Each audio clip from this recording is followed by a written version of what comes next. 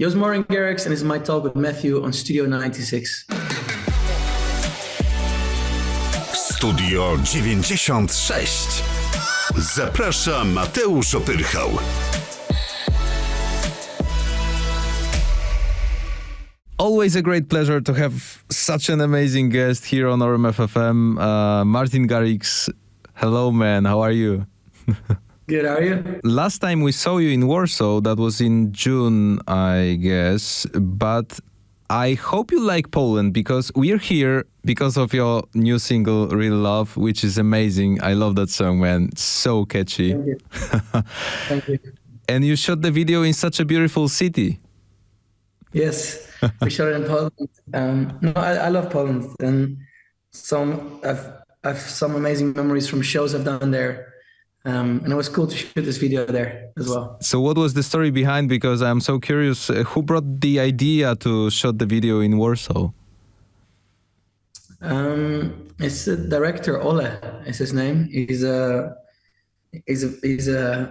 beauty. He's a very interesting human being, very creative. His brain is in 1,000 places at the same time.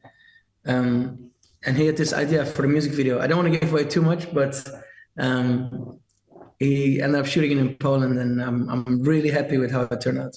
So every time you're in Poland, what do you do, man? What's your favorite options to spend time in Poland? I like exploring the city. For me, just also having some time off, not only doing the shows, but also trying to explore, do some sightseeing, go to like Old Town. Just being a tourist as well. Do you have any friends in Poland so far? Blinders. Okay. Mateus, he's a dear friend. And last time I was in Poland, we also spent the evening just talking, catching up about life. So it was very nice. And then my videographer, Damien, is also from Poland. That's a nice company. Yes, both incredible humans. So the Real Love, man, nice catchy dance song, as I said, but Loizo is the man who gave the voice. Who is he? Because this is such a beast, man. He's crazy. I bumped into him online during COVID, and I was like, I stalked him. I sent him a DM. I reached out to him on Twitter. I sent emails to his management. I was like, hey, I want to work with this guy. But it was still really hard to travel and also to get visas. Yeah. So after, I think, and to get him to Amsterdam was really hard. But then I heard he was going to be in New York in June. And we spent a day in the studio and recorded Real Love. We started some new ideas. It was really nice. And he's a beautiful human, like very positive, very excited, very contagious energy. So it was super cool to work with him. Is this like your such a thing to write people on DM, like via Messenger or email, to have a song together? Is it like you do it many times? No. For me, I work with people if I like them. Of course, most important is if I like their voice.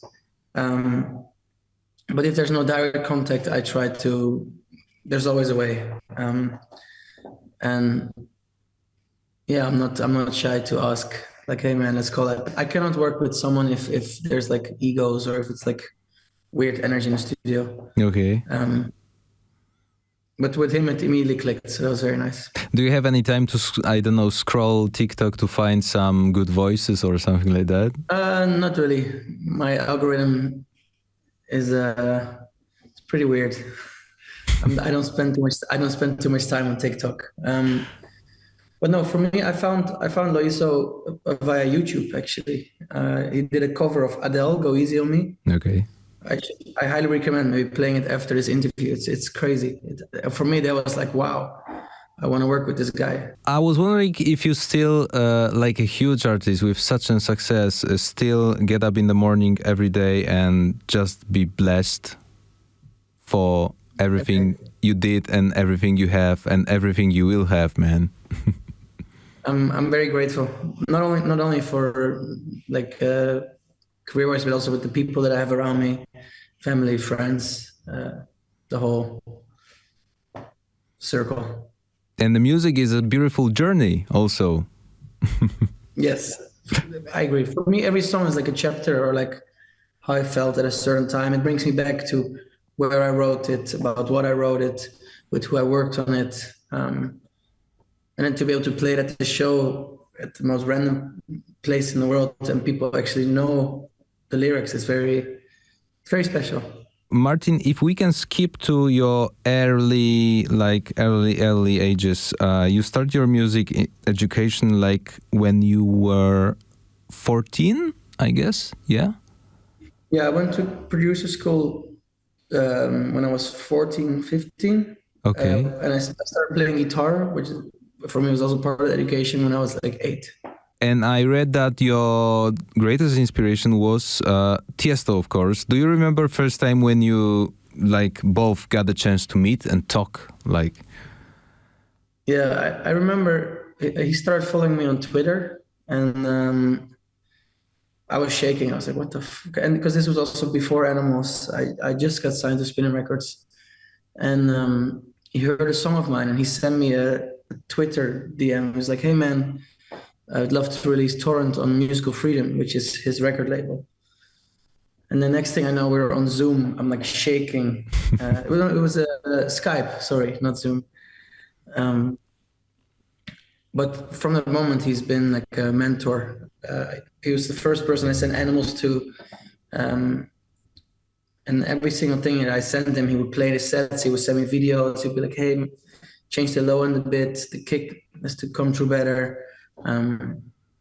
So it's been very crazy. I started making music because of him, and then he kind of mentored me, and still is a mentor and a dear friend. So the master and the student still.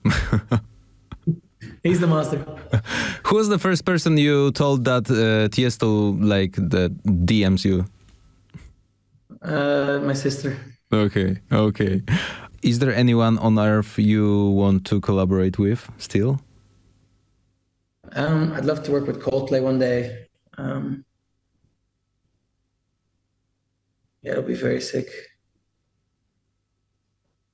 Adele will be fucking sick. You can still write an email. Yeah, exactly. Send a DM.